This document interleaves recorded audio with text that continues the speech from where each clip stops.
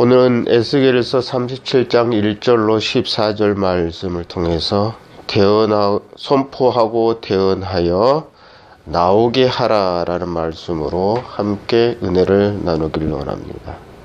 오늘 에스겔서 37장의 배경은 이렇습니다.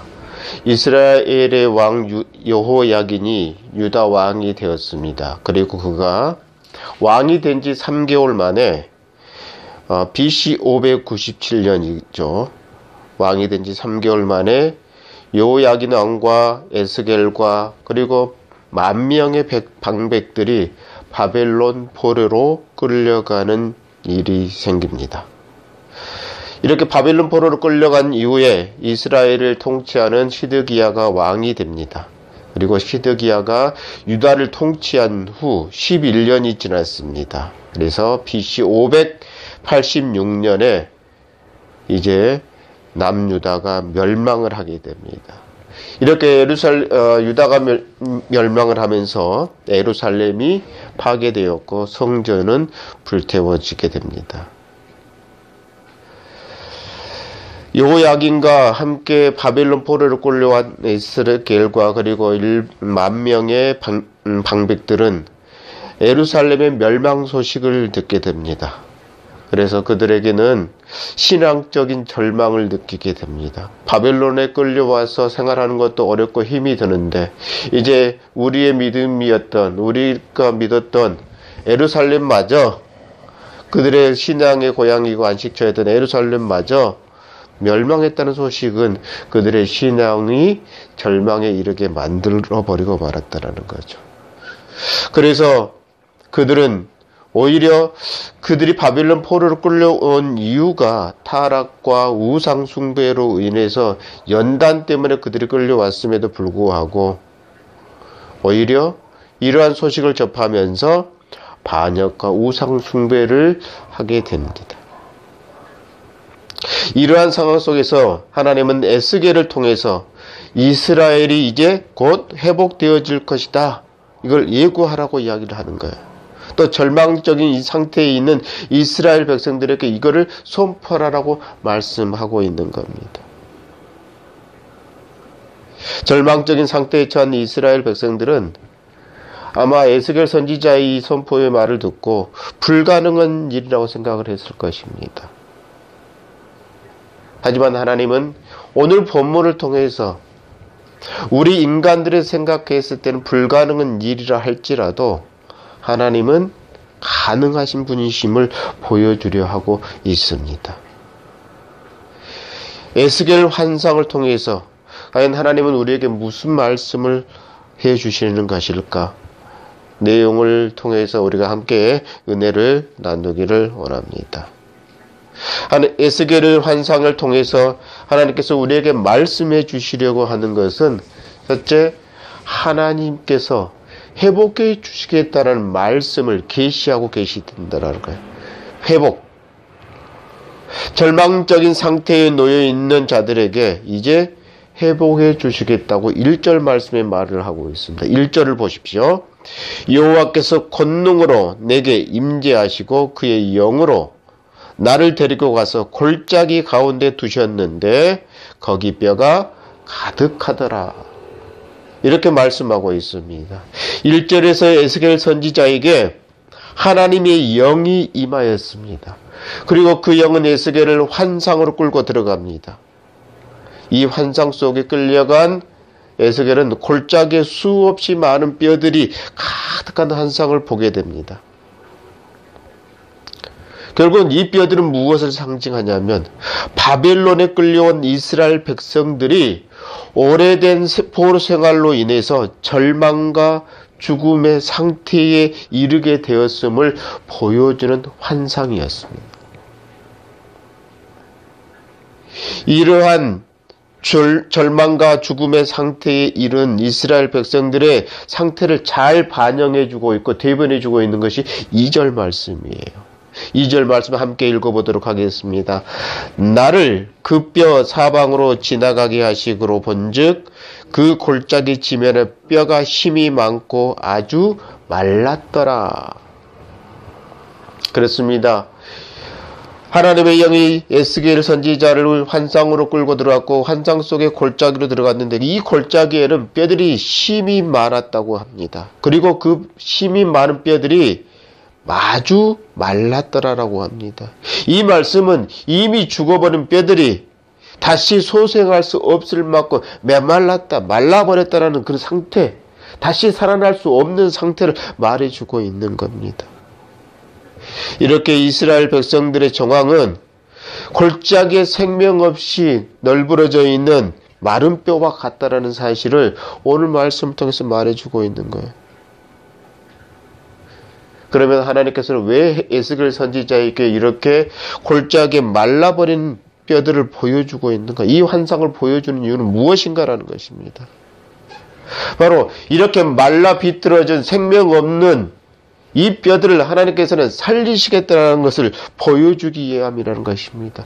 사람의 생각으로는 불가능한 일을 하나님께서는 가능케 해주시겠다는 것을 보여주시기 위해서, 알려주시기 위해서 이 환상을 보여주셨고 이 뼈들을 보여주신 것입니다. 우리의 생각으로는, 인간의 생각으로는 이미 죽어버린 저 뼈들이 과연 살아날 수 있을까? 불가능한 일이 아닐까? 이렇게 생각할 수 있습니다. 그래서 3절에서 하나님은 우리에게 이렇게 묻습니다. 이 뼈들이 능히 살아날 수 있겠느냐라고 말합니다. 3절 말씀 함께 읽어보겠습니다. 그가 내게 이르시되 인자야 이 뼈들이 능히 살 수 있겠느냐 하시기로 내가 대답하되 주 여호와여 주께서 아시나이다. 하나님의 이 질문에 대한, 이 뼈들이 능히 살 수 있겠느냐라는 질문에 대해 에스겔의 대답은 이렇습니다. 주께서 아시나이다 라고 대답합니다. 여러분은 하나님께서 지금 묻는다면, 현재 우리가 처해 있는 상황을 우리에게 묻는다면 여러분은 어떻게 대답하시겠습니까? 네, 주께서 아시나이다. 에스겔의 대답에서 느낄 수 있는 것은 확신이 없는 대답이었습니다. 확신이 없었기 때문에 하나님 잘 모르겠습니다. 이것도 아니었고 주께서 아시나이다라는 확신 없는 대답을 하는 것입니다. 왜냐하면 마른 뼈가 살아난다는 것은 인간의 생각으로는 도저히 불가능한 일이기 때문에 에스겔 선지자는 이렇게 대답할 수밖에 없었던 것입니다. 주께서 아시나이다. 이 대답 속에는 또 하나의 다른 대답이 들어 있습니다. 하나님께서 원하시면 이 일을 가능하게 하실 수 있습니다라는 겁니다. 지금 현재 우리의 상황들, 현실이 너무 어렵습니다. 힘이 듭니다. 그렇습니다. 비록 에스겔 선지자처럼 확신이 없지만, 이게 언제 빨리 끝날지 확신은 없지만 분명하게 이 일이 종식될 거라고 믿습니다. 왜냐하면 하나님께서 원하시면 이걸 잠잠하게 만들 수 있기 때문에, 하나님께서 원하시면 그들을 살릴 수 있기 때문에 라는 대답이 이 속에 들어가 있기 때문이에요. 그렇습니다. 에스겔 선지자는 하나님의 질문에 의해서 확신이 없었지만 어떻게 해서든 하나님이 원하시면 하나님이 하실 수 있다라는 믿음이 있었습니다. 그래서 하나님은 이렇게 확신 없는 에스겔 선지자에게 확신과 소망을 주기 위해서 명령을 합니다. 4절 말씀 함께 읽어보도록 합니다. 또 내게 이르시되 너는 이 모든 뼈에게 대언하여 이르기를 너희 마른 뼈들아 여호와의 말씀을 들을지어다. 마른 뼈들에게 향하여서 하나님의 말씀을 선포하라고 하나님은 명령하고 있습니다. 이처럼 마른 뼈들에게 하나님의 말씀을 선포하게 하는 것은 에스겔 선지자가 이 하나님의 말씀을 선포할 때 그 선포를 통해서 하나님은 메마른 뼈들에게 생기가 들어가게 할 것이라는 거예요. 다시 말해 우리 입 밖으로 하나님 지금의 상황들을 잠잠케 하여 주시옵소서라고 선포가 이루어질 때 그 선포하는 선포를 통해서 하나님의 영이 역사하시겠다는 것을 말씀해 주고 있는 것과 같은 거예요. 그렇습니다. 하나님은 에스겔 선지자의 선포를 통해서 그 메마른 뼈들을 살리시겠다고 역사하셔 그 선포를 타고 들어가서 역사하셔서 마른 뼈들을 살리시겠다라는 것입니다. 다시 말해서 소망을 보여주시겠다라고 말씀하고 있는 것입니다. 5절 말씀해 보세요. 주 여호와께서 이 뼈들에게 이같이 말씀하시기를 내가 생기를 너희에게 들어가게 하리니 너희가 살아나리라. 바로 그렇습니다. 에스겔 선지자의 명령한 것은 선포하라고 명령한 그 선포를 통해서 하나님께서 역사하시겠다는 것을 말씀해 주고 계시는 거예요. 이렇게 선포를 통해서 뼈들이 살아남으로 말미암아 하나님께서 무엇을 말씀하고 무엇을 알게 하시려고 하는 것일까요? 바로 이 역사를 통해서 우리의 선포를 통해 역사하신 그 하나님이 누구시냐라는 거예요. 바로 그 역사를 통해서 여호와인 줄 알게 하려는 것이에요.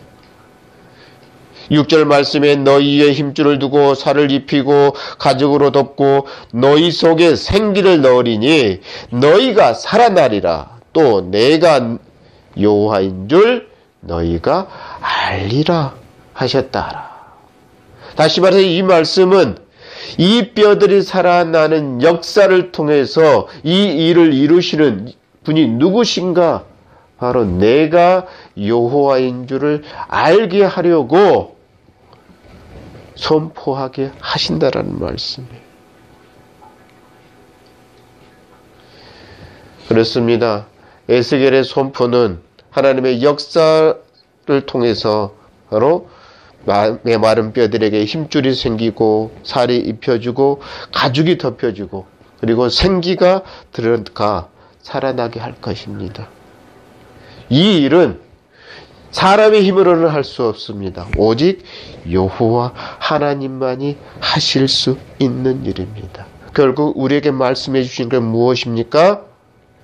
우리는 하나님의 명령대로 말씀대로 세상에 선포하면 되는 것입니다. 이 선포를 통해서 하나님은 역사하셔서 이렇게 메마른 뼈들이 살아날 수 있도록 살아나게 하신다라는 사실이에요.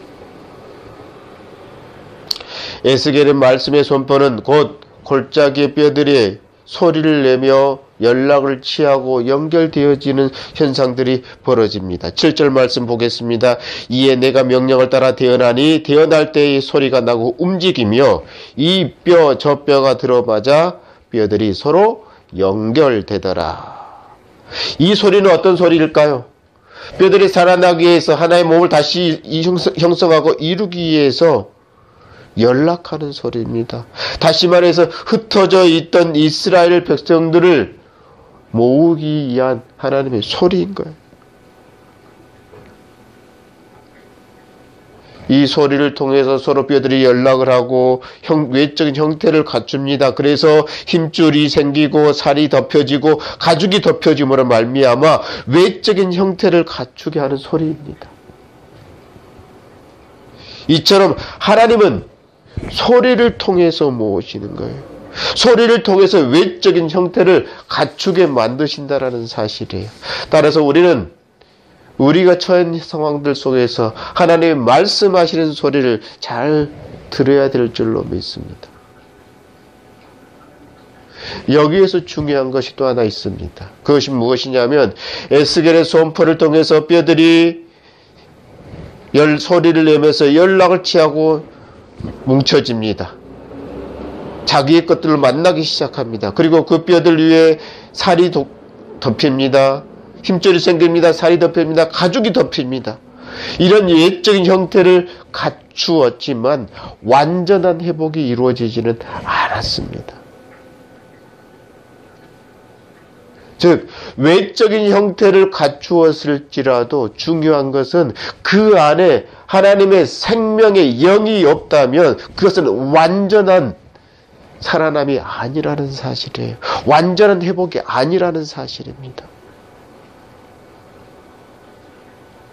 외적인 형태에 갖춘 그 형체 속에 하나님의 생명의 영이 들어가야 온전한 회복이 가능하다는 것을 말씀해 주고 있습니다. 8절 말씀 보세요. 내가 또 보니 그 뼈에 힘줄이 생기고 살이 오르며 그 위에 가죽이 덮이나 그 속에 생기는 없더라.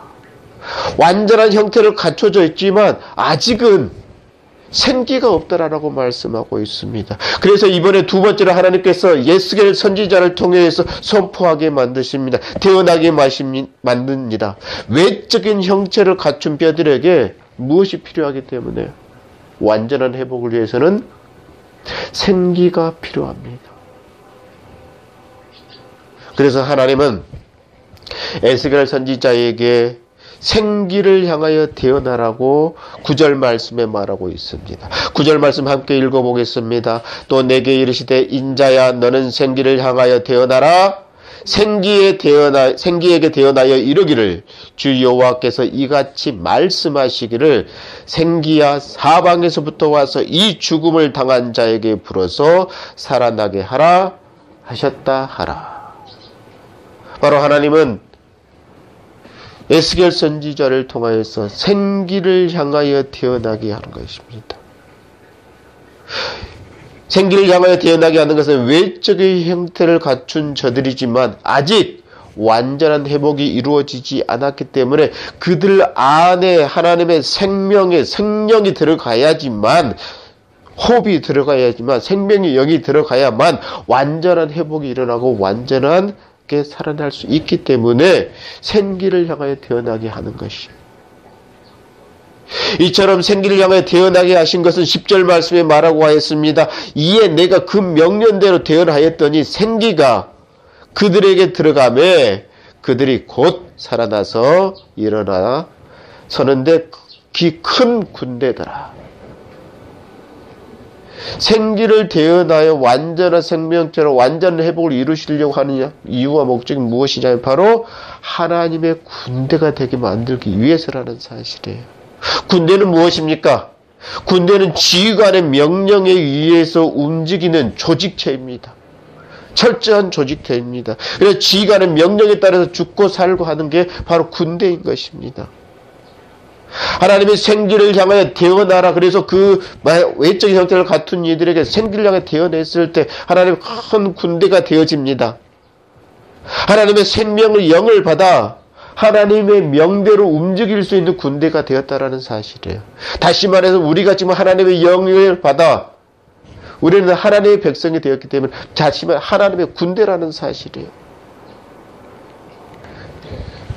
현재 코로나의 사태로 수없이 많은 교인들이 각자의 처소에서 예배드리고 있지만 그 흩어져 있는 군대들이 늘 하나님의 백성이고 하나님의 군대라는 사실을 잊지 않아야 된다는 사실이에요. 따라서 우리는 각자의 처소에서 하나님께 예배할지라도 하나님께서 말씀하시는 소리를 듣고 하나님의 말씀을 선포하고 하나님의 말씀을 대언해야 된다는 사실이에요. 그래야 살아나서 하나님의 온전한 군대로서 역할을 감당할 수 있다는 사실입니다. 그렇습니다. 말씀을 선포하고 태어나는 것은 소망을 잃어버린 뼈들이 살아나고 움직이고 살이 덮이고 힘줄이 생기고 살이 덮이고 가죽이 덮여서 살아나고 것처럼 말씀을 선포하고 생기를 향해 태어날 때 완전한 회복이 이루어지고 소망을 잃어버렸던 이스라엘 백성들이 다시 소망을 가질 수 있기 때문일까요? 이렇게 이스라엘 백성들이 소망을 잃어버린 이유가 무엇입니까? 그들이 하나님의 관계를 소홀히 했기 때문에 소망을 잃어버린 거예요. 하나님과 관계가 단절되었기 때문에 소망을 잃어버렸고 절망의 상태에 이르게 된 것입니다. 그래서 하나님은 그들에게 다시 소망을 주시기 위해서 에스겔과 바벨론 포로에 끌려가 있는 그들에게 소망을 주시기 위하여서 하나님의 말씀을 선포하게 하였고 생기를 향하여 하나님의 말씀을 태어나게 하였던 것입니다. 곧 이 말씀은 하나님께서 약속하신 이스라엘 회복을 위해서 반드시 이루시겠다는 의미를 가지고 있는 거예요. 그래서 11절부터 14절 말씀에서 이스라엘 회복을 약속해 주신 분이 바로 하나님이심을 말씀해 주고 있는 거예요. 하나님은 에스겔 선지자를 통하여서 이스라엘 백성들을 회복을 시키기 위해서 이제 선포하고 대언되어진 말씀을 통해서 무덤에 잠자는 듯한 이스라엘 백성들을 하나님 앞으로 끌어나오게 만드시는 말씀들을 하십니다. 그렇습니다. 우리가 선포되어지고 대언되어진 말씀들을 들었다면 우리는 하나님 앞으로 나와야 되는 거예요. 하나님 앞으로 나오는 것은 바로 무엇을 말하는 것이냐면 회복을 말하는 것입니다. 12절 말씀에 그러므로 너는 대언하여 그들에게 이르기를 주 여호와께서 이같이 말씀하시기를 내 백성들아 내가 너희 무덤을 열고 너희로 거기에서 나오게 하고 이스라엘 땅으로 들어가게 하리라. 너는 대언했을 때 여호와께서 이같이 말씀하시기를 내 백성들아 너희 무덤을 열고 나와라 라고 이야기하고 있습니다.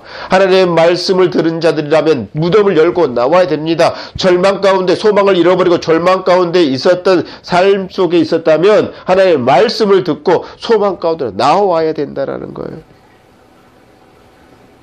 그리고 하나님과 함께 가나안 땅으로 가야 된다라는 거예요. 왜 이렇게 하나님께서는 절망 가운데 이스라엘 백성들의 소망을 주시고 그 다음에 가나안 땅으로 이끌어 가시려고 할까요? 이것이 진정한 회복이 이루어지는 과정이기 때문에 이 회복을 통해서 이 회복을 주시는 이가 누구시냐라는 것을 알게 하기 위해서요. 누구십니까? 무덤에서 나와 나를 살리시고 우리가 하나님인 것을 알게 하시는 분이 누구라는 거예요? 바로 내가 여호와인 줄 알게 하기 위해서라는 거예요. 그게 바로 13절 말씀이에요. 내 백성들아 내가 너희 무덤을 열고 너희로 거기에서 나오게 한즉 너희는 내가 여호와인 줄을 알리라. 또한 14절에도 그렇죠. 내가 또 내 영을 너희 속에 두어 너희가 살아나게 하고 내가 또 너희를 너희 고국 땅에 두리니 나 여호와가 이 말을 말하고 이런 줄 너희가 알리라. 여호와의 말씀입니다. 이렇게 완전한 회복을 주시는 하나님의 외적인 형태를 갖췄지만 생기가 없어서 완전한 회복이 이루지 못한 이들에게 하나님께서 다시 태어나게 생기를 향하여 태어나게 하심으로 말미암아 완전한 회복을 이루신다라는 거예요. 그리고 그 완전 회복이 된 자들을 끌고 어디로 가신다라는 거예요? 가나안 땅으로 다시 들어가시겠다라고 약속하시는 거예요.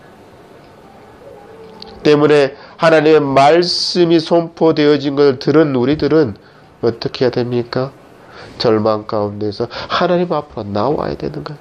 하나님과의 관계가 단절되어진 절망적인 삶을 살고 있었다면 하나님과의 관계를 회복해야 된다는 사실을 말해주고 있습니다. 이러한 회복을 위해서는 우리는 무엇을 해야 되냐라는 거예요. 하나님의 말씀을 선포해야 됩니다. 또한 생기를 향하여 대언해야 합니다. 우리가 선포하고 대언할 때 하나님께서는 우리의 선포를 통해서 역사하시기 때문입니다.